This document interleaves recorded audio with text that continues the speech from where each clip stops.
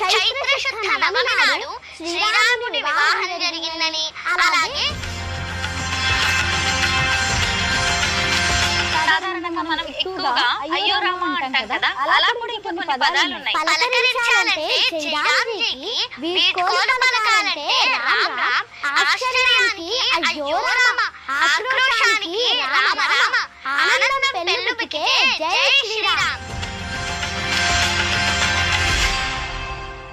అందరికీ నమస్కారం. నేను Swarupa Puttapalli. Welcome to I dream. హిందువుల పవిత్ర గ్రంథం భగవద్గీత. భగవద్గీతలోని 108 శ్లోకాలను 108 ప్రాంతాల్లో చెప్పి international book of world records లో తన పేరును లిఖించుకున్న, అలాగే గణపతి సచ్చిదానంద స్వామి వారి చేతుల మీదుగా గోల్డ్ మెడల్ సాధించిన చిట్టి తల్లి బొలిశెట్టి చేతన ప్రస్తుతం నాతో పాటు ఉంది. తనతో మాట్లాడి భగవద్గీత విశిష్టతతో పాటు అలాగే శ్రీరామనవమి